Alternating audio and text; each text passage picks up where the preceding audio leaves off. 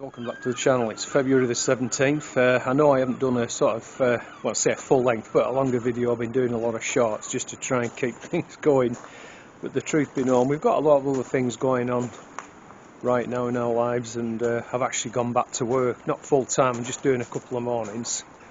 But when the government tell you inflation's running at 4%, rubbish. There's still loads of month left at the end of the money. So 4%'s ludicrous. So yeah, we've like a lot of other people, you know, we've taken a financial hit, and we're just having to work it out accordingly. Anyway, enough of that. I'm going to spin you around. So let's have a quick deco in the greenhouse. So you can see the spring onions are sort of starting to make quite a bit of growth now. There was a row of this here lamb's lettuce or corn salad just there, so I've harvested all that. It's been really good. So we've got that to go out yet. There's one just over there. You can see where I've still been harvesting the overwintering. These are hilled too, and they'll probably be starting to grow more vigorously soon. There's some of them with like 2 or 3, so what I'll probably do is just thin them down to one plant carefully, and then I'll be sowing some Lolo Rosso probably at the end of this month. So by the time they sort of these should keep us going until the Lolo Rosso are, you know, ready to start picking leaves from.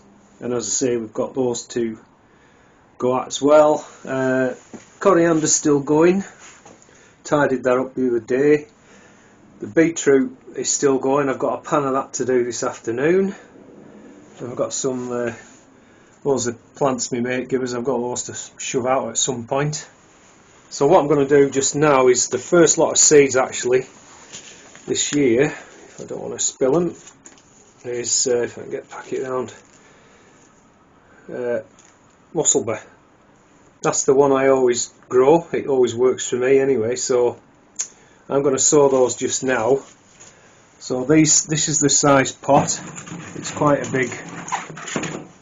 It's quite a big pot. I couldn't tell you exactly. This is a mark on it, but anyway, the reason for that size pot is because they're going to stay in there until they're ready to plant out after the first early spuds have come up. So, you know, they need quite a lot of room really. So the 2 pots. I've already used some of the seeds, so it won't be as thickly sown as normal. And then what I'll do is, those pots, once they've got the seeds in, they're going to go inside an unheated propagator and stay in the greenhouse. I usually find that you get enough warmth just to get them going without any bottom heat. So that's the plan just for now. And then in terms of compost, I'm just using this multi-based J. Arthur boughs, I think it is, to sow them in.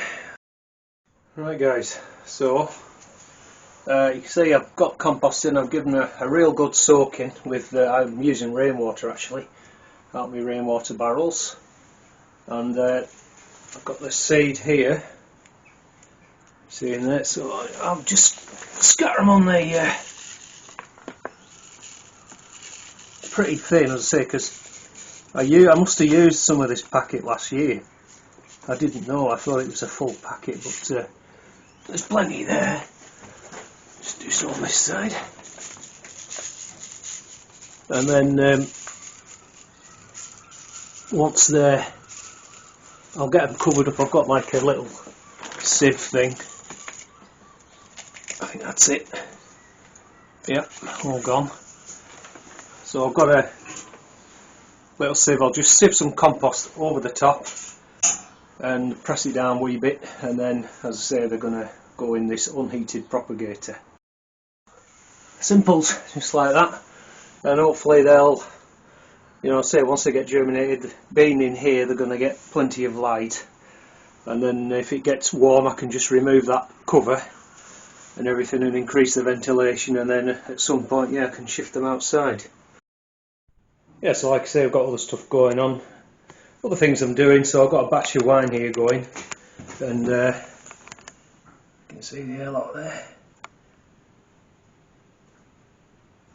it's slowing down now. It's been going for about 5 days or something like that.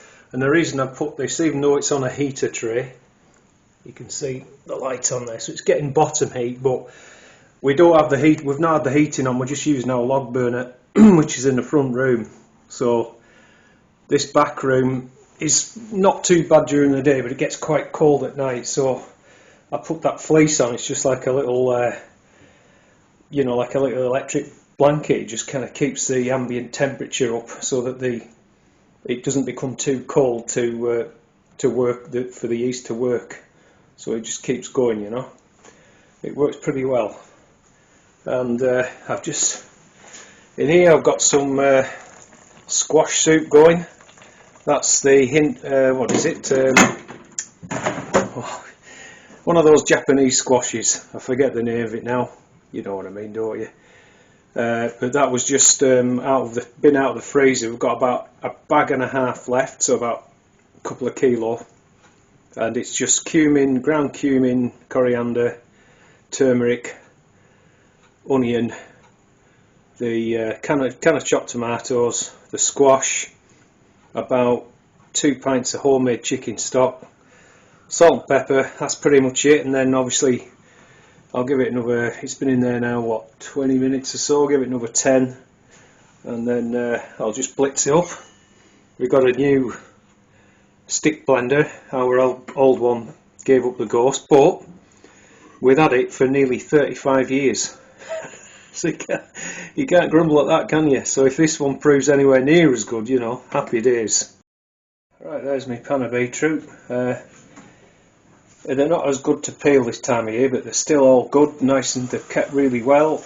And what we do is we do some in balsamic vinegar, and then we grate it up and mix it with dill and lemon, and like a Polish beetroot recipe as a side dish. It's wonderful. So it's the 18th, and we've actually had some blue sky and a bit of sunshine. And I tell you, what a difference a day makes, eh?